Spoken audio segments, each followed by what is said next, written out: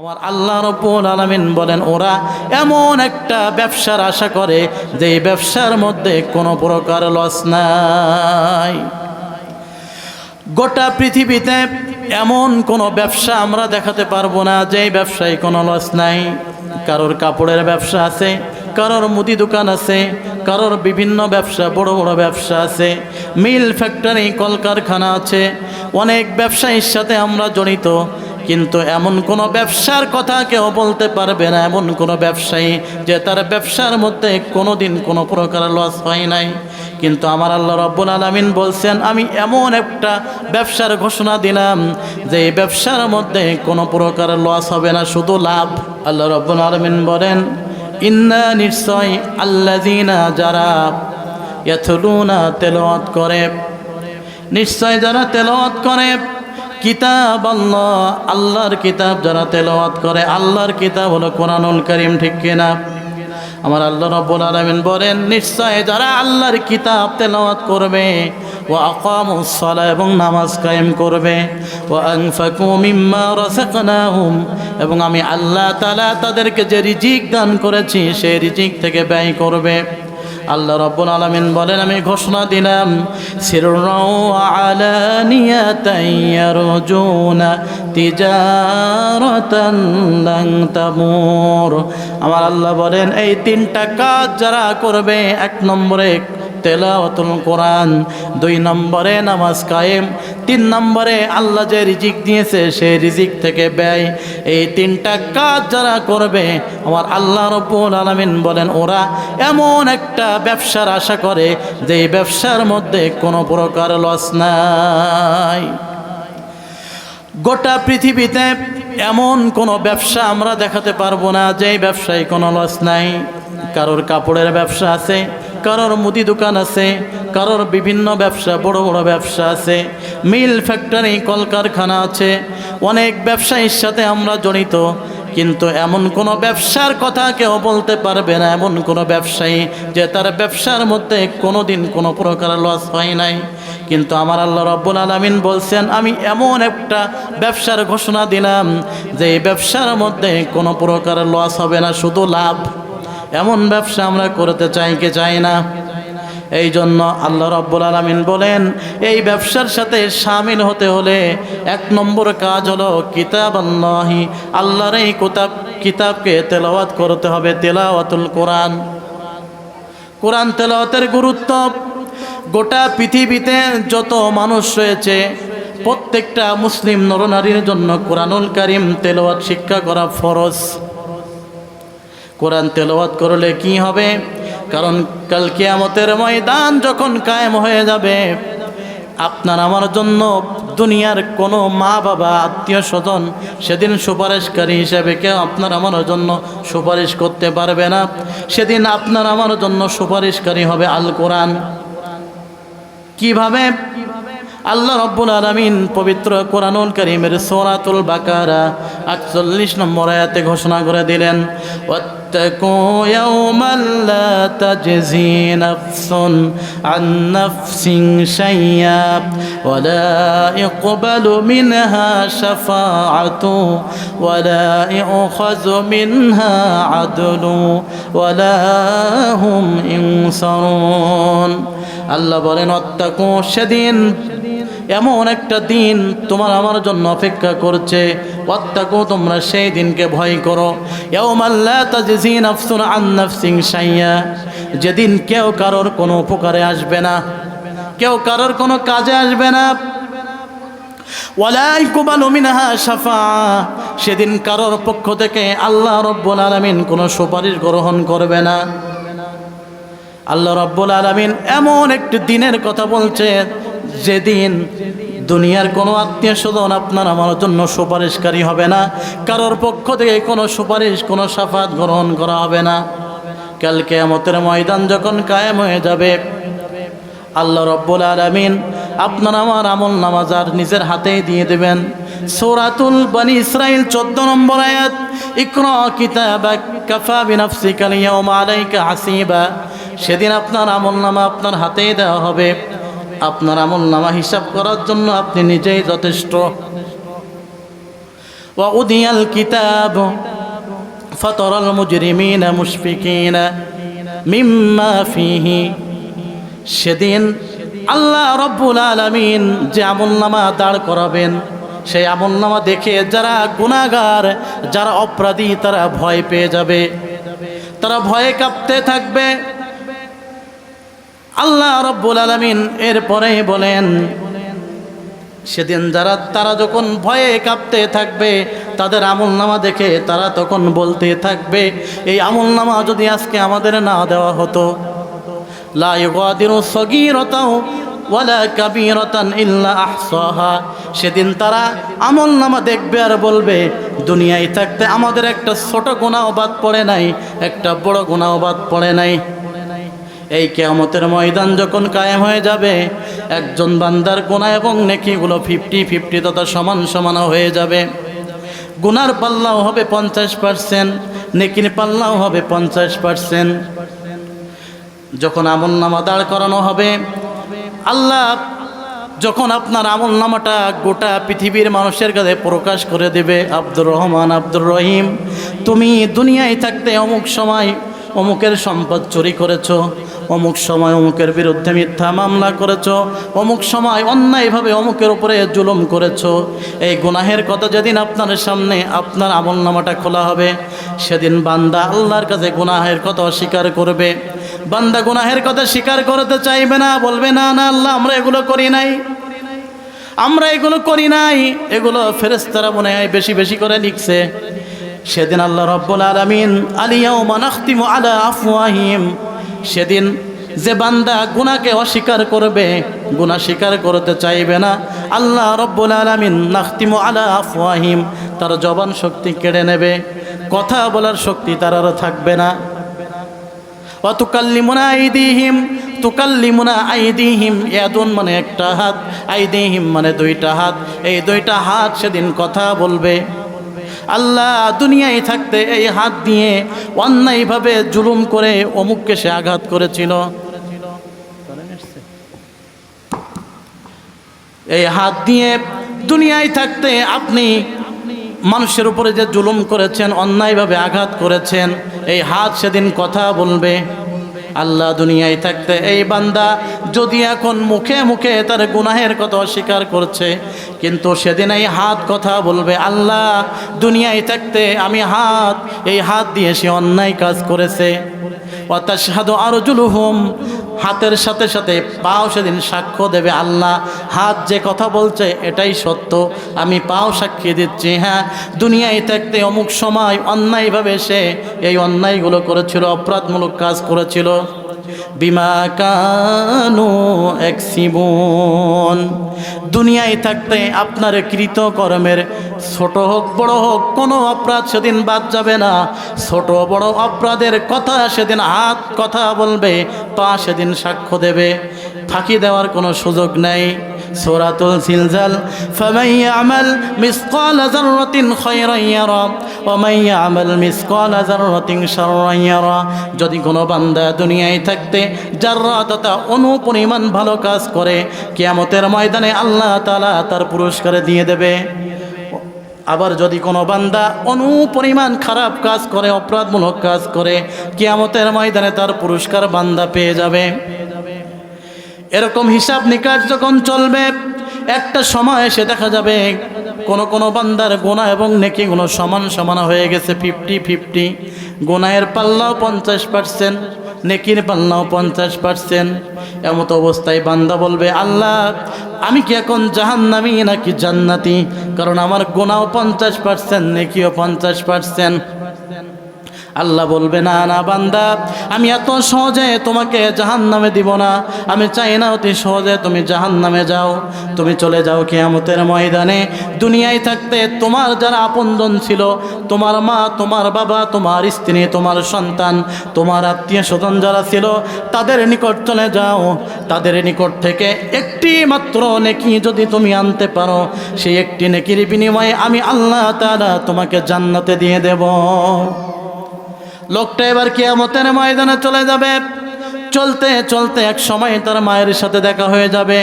ডাক দিয়ে বলবে, মা, দুনিয়ায় থাকতে আমি তোমার বড় আদরের সন্তান ছিলাম, দুনিয়ায় থাকতে আমি তোমার কলিজার টুকরা ছিলাম মা। আজকে কিয়ামতের ময়দানে আমি কঠিন বিপদগ্রস্ত হয়ে গেছি মা। আমার গুনাহ এবং নেকিগুলো 50-50 তত সমান সমান হয়ে গেছে। আজকে মা তোমার আমলনামা থেকে আমার জন্য একটি নেকি দাও। আল্লাহ রাব্বুল আলামিন একটি নেকির বিনিময়ে আমাকে জান্নাতে দিয়ে দেবে।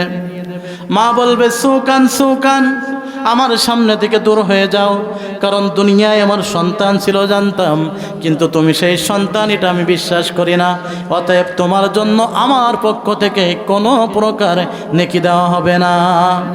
লোকটা নিরুপায় হয়ে তার বাবার কাছে চলে যাবে। বাবা কি কথা বলবে? স্ত্রী, সন্তান, আত্মীয় স্বজন সকলের নিকট চলে যাবে, কেউ তাদের আমলনামা থেকে একটি নেকি দিবে না। এবার লোকটা নিরুপায় হয়ে আল্লাহর সামনে চলে আসবে। আল্লাহ, দুনিয়ায় যত আপনজন ছিল কেউ তো আমার জন্য একটু সহযোগিতা করলো না। আল্লাহ, আমি কি এখন জাহান্নামী হয়ে যাব? আল্লাহ বলবে, না না বান্দা, এরপরেও আমি অত সহজে তোমাকে জাহান্নামে দিব না। এবার বান্দার সামনে আল্লাহ রাব্বুল আলামিন পবিত্র কোরআনুল কারীম খুলে দেবে। আল্লাহ কোরআনকে অর্ডার দেবে, ইকরা, পড়ো। এই বান্দার জন্য কোরআন তুমি পড়তে শুরু করে দাও।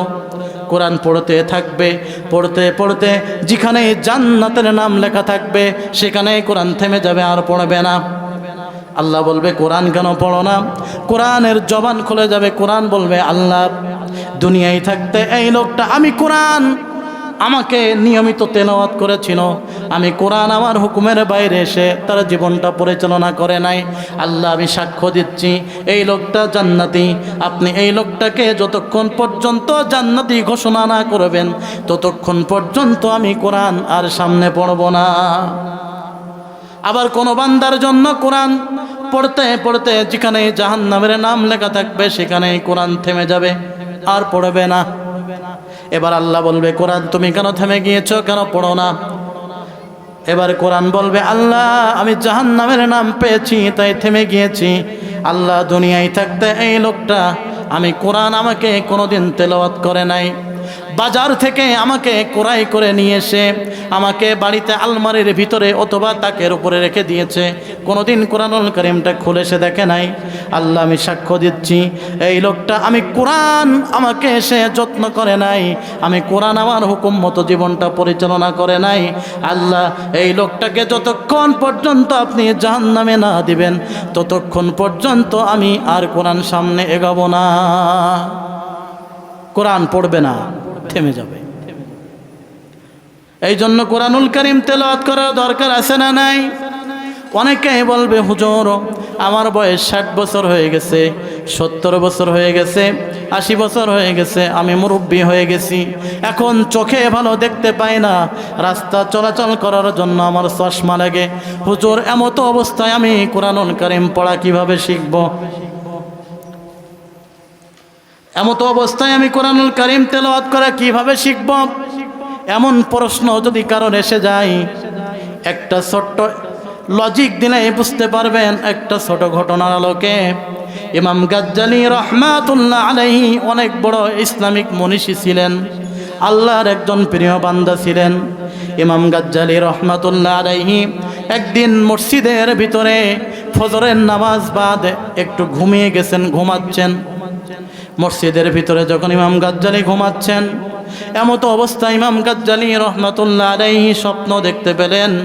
স্বপ্নের মধ্যে ইমাম গাজ্জালীকে বলা হলো, ইমাম গাজ্জালী, তুমি ঘুমিয়ে আছো মসজিদের ভিতরে, কিন্তু তোমার এলাকায় আব্দুর রহমান নামের তোমার একজন মুসল্লি দুনিয়া থেকে বিদায় নিয়েছে, এখনো পর্যন্ত তার দাফন কাফন হয় নাই, জানাজা হয় নাই। ইমাম গাজ্জালী, আব্দুর রহমান নামের আল্লাহর ওলি একজন মারা গিয়েছে, এখনো পর্যন্ত তার দাফন কাফন হয় নাই। ইমাম গাজ্জালী, তুমি আর ঘুমায়া থেকো না, তুমি চলে যাও তাড়াতাড়ি। আব্দুর রহমান নামের আল্লাহর ওলি, সে তোমার একজন মুসল্লি, তুমি তার জানাজার নামাজ আদায় করো, তার দাফন কাফন সম্পন্ন করো। ইমাম গাজ্জালীর ঘুম ভেঙে গেল। এবার ইমাম গাজ্জালী ঘুম থেকে উঠে চিন্তা করতেছে, আব্দুর রহমান নামের আল্লাহর ওলি আমার এলাকায় আছে, আমার মুসল্লি, কিন্তু আমি জানি না। আব্দুর রহমান নামের আল্লাহর ওলি আছে কিন্তু আমি জানি না। অথচ এলাকায় যদি আল্লাহর ওলি থাকে, পীর থাকে, জানা যায় কি যায় না? কারণ বর্তমান সময়ে যদি কোনো জায়গায় পীরের দরবার থাকে, সেখান থেকে ঢোলের আওয়াজ আসে, বাদ্যযন্ত্রের আওয়াজ আসে, ঢোল তবলার আওয়াজে মানুষ জেনে নেয় ওখানে একটা পীরের আস্তানা আছে, হোক সেটা ভণ্ড পীর, আছে না নাই? কিন্তু প্রকৃত পীর যারা, প্রকৃত আল্লাহর ওলি যারা, তারা ঢোল তবলা বাজায় না, বাদ্যযন্ত্র ব্যবহার করে না, ঢোল পিটিয়ে মানুষকে জানানো লাগে না সে পীর। প্রকৃত আল্লাহর ওলি যারা, রানী মাছির মতো, রানী মাছি যেখানে থাকে সকল মাছি সেখানে একত্রিত হয়। প্রকৃত আল্লাহর ওলি যারা, আল্লাহর পক্ষ থেকে আল্লাহর বান্দারা প্রকৃত আল্লাহর ওলির দরবারে এসে ঝাঁকে ঝাঁকে হাজির হয়, আছে না নাই? আজ আপনাদের এখানে যিনি বয়ান করবেন, আপনার আমার আজকের মাহফিলের মধ্যমণি, উনি একজন আল্লাহর ওলি, কিন্তু উনি ঢোল তবলা বাজিয়ে মানুষকে জানান দেন নাই উনি একজন আল্লাহর ওলি। কিন্তু ওনার ওখানে ঝাঁকে ঝাঁকে ঝাঁকে ঝাঁকে গোটা দেশ থেকে মানুষ গাড়ি ভরে ভরে যায় একটু আত্মশুদ্ধির জন্য। সম্মানিত হাজিরিন, তাই যে কথা বলতেছিলাম, ইমাম গাজ্জানী রহমাতুল্লাহ আলাইহি এবার চিন্তায় পড়ে গেল, আমার এলাকায় আব্দুর রহমান নামে একজন আল্লাহর ওলি মারা গেছে, আমি জানি না। তবে হ্যাঁ, যেহেতু স্বপ্ন দেখেছি, আমি স্বপ্নটা বাস্তবায়ন করার জন্য আব্দুর রহমান নামের আল্লাহর ওলির খোঁজ করতে চলে যাই। ইমাম গাজ্জানী এবার এলাকার মধ্যে চলে গেলেন আব্দুর রহমান নামে আল্লাহর ওলির খোঁজ করার জন্য। এলাকার মধ্যে যখন চলে গেলেন, এলাকার মধ্যে বিভিন্ন জায়গায় খোঁজ খবর নিলেন, তোমাদের এলাকায় আব্দুর রহমান নামে কোনো আল্লাহর ওলি আছে কিনা? এলাকার মানুষ বলল, হুজুর, আমাদের এলাকায় আব্দুর রহমান নামে কোনো আল্লাহর ওলি নাই। তবে হ্যাঁ, আব্দুর রহমান নামের একজন মানুষ আছে যে জঙ্গলে কাঠ কাটে, সে একজন কাঠুরিয়া। আপনি যদি জঙ্গলের দিকে চলে যান, আব্দুর রহমান নামের কাঠুরিয়ার সাথে আপনি দেখা করতে পারবেন। ইমাম গাজ্জানী রহমাতুল্লাহ আলাইহি আব্দুর রহমান নামের কাঠুরিয়ার সাথে দেখা করার জন্য জঙ্গলের মধ্যে চলে গেলেন। জঙ্গলের মধ্যে প্রবেশ করলেন। কিছু দূর যাওয়ার পরে লক্ষ্য করে দেখলেন একজন কাঠুরিয়া কাঠের বোঝা মাথায় নিয়ে জঙ্গল থেকে বের হয়ে আসতেছে। এবার কাঠুরিয়ার কাছে ইমাম গাজ্জানী জিজ্ঞাসা করলো, কাঠুরিয়া, আব্দুর রহমান নামে কোনো কাঠুরিয়াকে জঙ্গলে কাঠ কাটে তুমি চেনো কিনা? এবার ওই কাঠুরিয়া তার মাথা থেকে কাঠের বোঝা ফেলে দিয়েছে, হাউমাউ করে কাঁদতেছে, বলে, হুজুর, আব্দুর রহমান আমার বন্ধু, আমরা দুই বন্ধু একসাথে জঙ্গলে কাঠ কাটতাম হুজুর, কিন্তু আমার বন্ধু আব্দুর রহমান আজ আর দুনিয়ায় বেঁচে নাই। গতকাল বিকালবেলা আমার বন্ধু আব্দুর রহমান দুনিয়া ছেড়ে বিদায় নিয়েছে হুজুর। আমি চলে যাচ্ছি আমার বন্ধু আব্দুর রহমানের জানাজায় অংশগ্রহণ করার জন্য। ইমাম গাজ্জানী রহমাতুল্লাহ আলাইহি কাঠুরিয়ার সাথে আব্দুর রহমানের জানাজায় অংশগ্রহণ করতে তার বাড়িতে চলে গেলেন। জানাজা হয়ে গেল, দাফন কাফন সম্পন্ন হয়ে গেল। এবার ইমাম গাজ্জানীর মনের মধ্যে একটা প্রশ্ন জাগতেছে, আমি তো স্বপ্নে দেখেছিলাম আব্দুর রহমান নামের একজন কাঠুরিয়া দুনিয়া থেকে বিদায় নিয়েছে, এ আব্দুর রহমান নামের একজন আল্লাহর ওলি দুনিয়া থেকে বিদায় নিয়েছে, কিন্তু দেখছি এ তো একজন কাঠুরিয়া। কি করা যায়? তার আমল সম্পর্কে একটু খোঁজ খবর নেওয়া দরকার। এবার ইমাম গাজ্জানী রহমাতুল্লাহ আলাইহি কাঠুরিয়া আব্দুর রহমানের স্ত্রীর নিকট চলে গেলেন, কারণ স্ত্রী বলতে পারবে স্বামী কেমন, স্বামীর ভালো আমল সম্পর্কে স্ত্রী সঠিক খবর বলতে পারবে। এবার ইমাম গাজ্জানী রহমাতুল্লাহ আলাইহি কাঠুরিয়া আব্দুর রহমানের স্ত্রীর নিকট চলে গেলেন, ডাক দিয়ে বলে, মা, তোমার স্বামী আব্দুর রহমানের জীবনের ভালো কিছু আমলের কথা আমাকে বলো। এবার আব্দুর রহমানের স্ত্রী, কাঠুরিয়া আব্দুর রহমানের স্ত্রী একটি কোরআন শরীফ ইমাম গাজ্জানী রহমাতুল্লাহ আলাইহির হাতে দিলেন, বলে, হুজুর, আমার স্বামী একজন মূর্খ মানুষ ছিল, তেমন কিছু জানতো না, আপনার পিছনে নামাজ আদায় করত, তবে হুজুর আমার স্বামীর একটা ভালো আমল হলো এই পবিত্র কোরআন শরীফ। ইমাম গাজ্জানী রহমাতুল্লাহ আলাইহি পবিত্র কোরআন শরীফটা খুলে দেখে, কোরআনের পৃষ্ঠার ভিতরে পাতায় পাতায় পাতায় পাতায় শুধু পানির ফোঁটা, পানির ফোঁটা। ইমাম গাজ্জালী একটু রাগ করলেন, কষ্ট পেলেন, মা, তুমি কি কোরআনুল কারীমটা একটু সুন্দর করে যত্ন করে রাখো নাই? এটা তো বৃষ্টির পানিতে ভিজে গিয়েছে। আব্দুর রহমানের স্ত্রী বলে, হুজুর, কোরআন শরীফের মধ্যে আপনি যে পানির ফোঁটাগুলো দেখতে পাচ্ছেন এটা কোনো বৃষ্টির পানির ফোঁটা না। বলে তাহলে কি? বলে, হুজুর, আমার স্বামী কাঠুরিয়া আব্দুর রহমান একদিন জুম্মার নামাজে আপনার বয়ান শুনেছিল, কিয়ামতের ময়দান যখন কায়েম হয়ে যাবে, ওয়াত্তাকু ইয়াওমান লা তাজজি নাফসুন আন নাফসিন শাইয়া, কিয়ামতের ময়দানে যখন কেউ কারোর কাজে আসবে না, সেদিন কোরআনুল কারীম কাজে আসবে।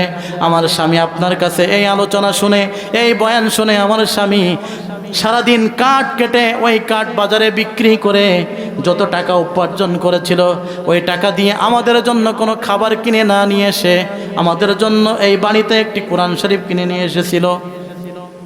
বলে, হুজুর, আমার স্বামী কোরআনুল কারীম পড়তে পারতো না, এই জন্য আমি আমার স্বামীর উপরে রাগ করেছিলাম। প্রাণের স্বামী, আপনি তো কোরআন তেলাওয়াত করতে পারেন না, আপনি তো কোরআন পড়তে পারেন না, আপনি কেন কাঠ বিক্রি করে টাকা দিয়ে আমাদের জন্য কোনো খাবার কিনে না নিয়ে এসে কেন একটা কোরআন শরীফ কিনে নিয়ে আসলেন? সেদিন আমার স্বামী বলেছিল, স্ত্রী, প্রতিদিন তো তোমাদের জন্য কষ্ট করে আমি কাঠ কাটি উপার্জন করি, প্রতিদিন তোমাদের জন্য আমি খাবার কিনে নিয়ে আসি, কিন্তু স্ত্রী, আজকে আমার জন্য আমি একটু এই পবিত্র কোরআনুল কারীমটা কিনে নিয়ে আসলাম। আব্দুর রহমানের স্ত্রী ইমাম গাজ্জালীকে বলে, হুজুর, গভীর রাত যখন হয়ে যেত, গভীর রাত্রিতে আমার স্বামী কোরআনুল কারীম পড়তে পারতো না, তবে হ্যাঁ, দেখতাম আমার স্বামী মোমবাতি জ্বালিয়ে গভীর রাত্রিতে কোরআনুল কারীম খুলতো আর কোরআনের পৃষ্ঠাগুলো উল্টাইতো, আর আমার স্বামীর চোখ দিয়ে টপ টপ টপ টপ করে পানি ঝরতো। হুজুর, আপনি এই কোরআনুল কারীমের মধ্যে যে পানির ফোঁটাগুলো দেখতে পাচ্ছেন, এইগুলো কোনো বৃষ্টির পানির ফোঁটা না, এইগুলো হলো আমার স্বামী আব্দুর রহমানের চোখের পানির ফোঁটা। ইমাম গাজ্জালী এবার বুঝে ফেলেছে আব্দুর রহমানের এই ছোট্ট আমলটা আল্লাহর দরবারে কবুল হয়েছে। এই জন্য আল্লাহ রব্বুল আলামিন আব্দুর রহমানকে আল্লাহর ওলির কাতারে আব্দুর রহমানের নামটা লিখে নিয়েছে। এই জন্য আমি বলবো, তেলাওয়াতুল কোরআন শুধুমাত্র